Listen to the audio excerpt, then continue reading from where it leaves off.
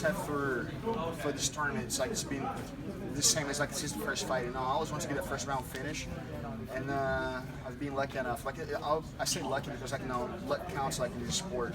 I've fought guys that I was better and ended up losing the fights. I've ended up beating guys that I was supposed to lose. So it's one of those things like you have to be lucky somehow.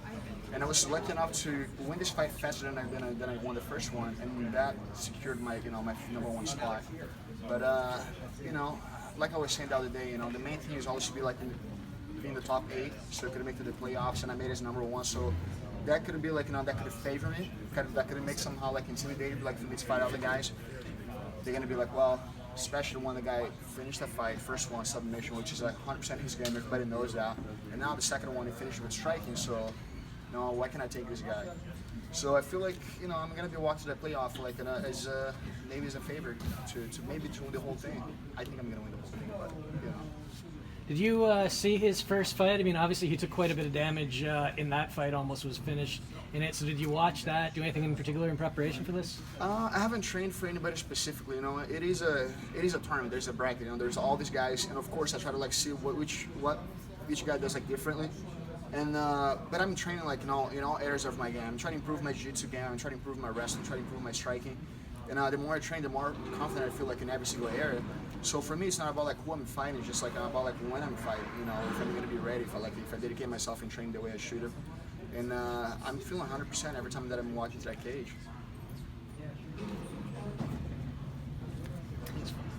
Oh, when you brought him to the ground after hitting him numerous times, you didn't jump right to the submission. Did you just want to continue pounding on him? Did you feel him crumbling?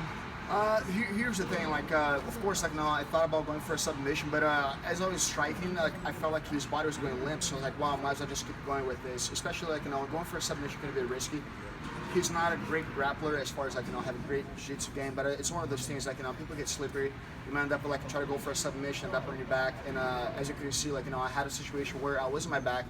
It was a decent spot, but I couldn't get the finish. So I didn't want to take the risk. So I felt like he was going limp with every punch that I was throwing, so I just kept throwing him. Moving forward, does the 2 fights in one night, does that excite you as far as getting in there?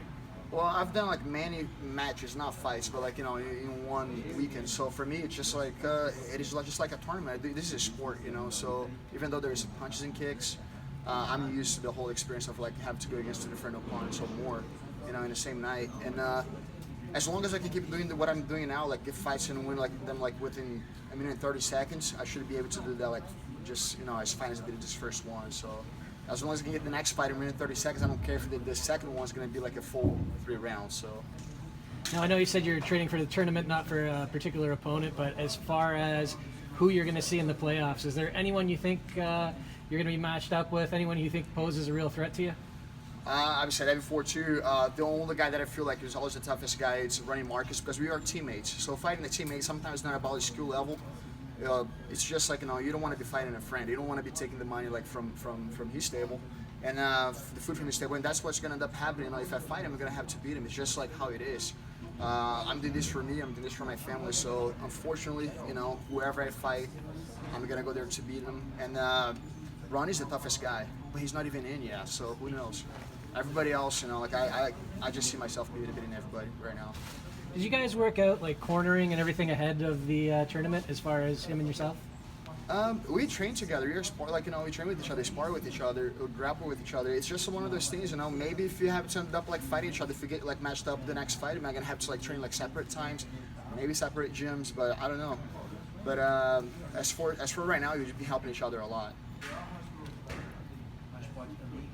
You're the top seed, you have the most points, you're very experienced, and you're a finisher. You're probably going to be the favorite going into the playoffs. Do you feel like you have a target on your back, and if so, do you embrace that? There's no target on my back. I'm sure the guy that's the jiu-jitsu guy, That was just a lucky shot, so I just keep that way. If Luke believes there's a lucky shot, I'm going to keep trying those lucky shots. If they happen, they happen. If they don't happen, let him take me down, or I'll go for the takedown. I'm going to try to finish on the ground. But I don't see this whole, like I said, once you make the top 8, now there's no favorites anymore. Of course, you go through those 2 fights. Now we know who are going to be the favorites when it comes down to the finalists. Which I believe, if I go past those 2 fights, I'm going to win the whole thing. It's it's 10 weeks to be training for the final fight. So there's nobody that's going to beat me if I have 10 weeks to be like prepare myself for one person, which I haven't done. Like I said, I'm training for a tournament right now. There's no faces for me. When I'm like getting ready for a fight, it's me bringing my best game. Now, let's say I make it to the final. Now it's me bringing like my best game to this specific guy. So I'm going to be studying his game, and it's going to be really hard to beat me. So you've obviously competed multiple times in one night. Is this the first time you're going to be fighting in one night? It is the first time fighting one night, but when I was in Ultimate Fight, I was fighting every 2 weeks too, and ended up making it in the final.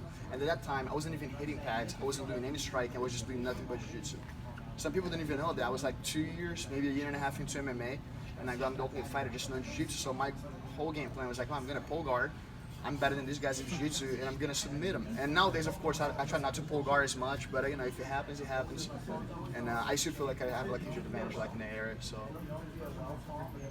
And with fighting twice in one night, will you vary your styles between matches, or pull back a little bit, or just try to conserve energy, or what's your plan on that? Well, I think the whole conservative energy, like it's not smart to be trying to like, oh, let's just slow things down.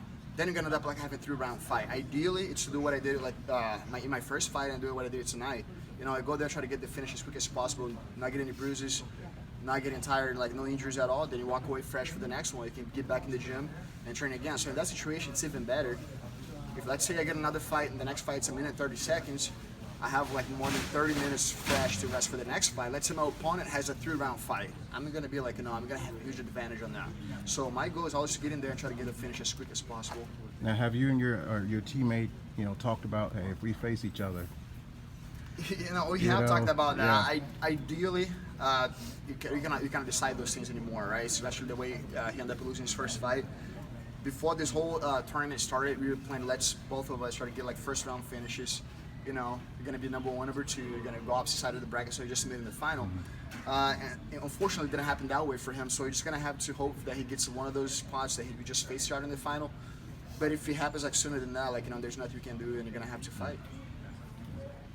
Do you think maybe fighting somebody that you train with, somebody that you're friends with, might be more of a motivator to put on a fantastic, not that anybody would want to go out and put on a bad fight, but to go out there and show what your skills are and that you guys, you know, have learned a lot. I feel like psychologically there's nothing good about fighting a teammate. You know, it's not jiu-jitsu. I've competed against teammates in jiu-jitsu. It's different, you know. You punch somebody in the face, you can do like real damage like to somebody that you know. But at the same time, there's like $1 million in the line, so I don't care who's in front of me. Like, and I could be my cousin, my brother. I'm gonna try to kick him in the head or, you know, punch him in the face. All those things I did tonight. Vinny, you told us that you had kind of visualized your finish at your last fight, and that you give that prediction to your wife. Did this fight go the way that you had visualized? Yes, the head kick. Yes, my trainers there. We actually always, you know, that's the one thing. I'm not a striker, but like there's one thing that I always throw are the head kicks. This time, the first fight, I called the fight. Exactly how it went. I was like, I'm gonna do this, this, and that, and it happened the way I called. For this one, was actually my son. He was the one who said, "Hey, tell my dad to kick the guy in the head," and it just happened. So it's like I'm being lucky. So next time, I'm gonna ask my daughter for predictions. So that way, you know, for the next 2 fights, actually, she's gonna have to be the one picking the next 2 fights. So that way, if she calls it, it's gonna happen. And I saw you guys going over those head kicks right before you went out. How good did it feel when you were able to actually land it? You know, it's funny, like, even though that's one of the things that I do a lot, if you're watching my previous fights, I always throw the kicks. I don't care, because if they catch my leg, they take me down, I still feel comfortable on the ground, if they fell on my back. But I was not feeling it during the fight as far as throwing like one strike at a time, and with the kicks, I was just feeling slow. But once I was able to like throw like 2 or 3 combos with my hands and then throw the kick, that's when I felt like I found the distance, and that's exactly how, you know, things worked out in my favor. Awesome. So it was good, but you know, it's something that you practice all the time for sure. Cool. Thank you. You guys are done? All right, thank you guys.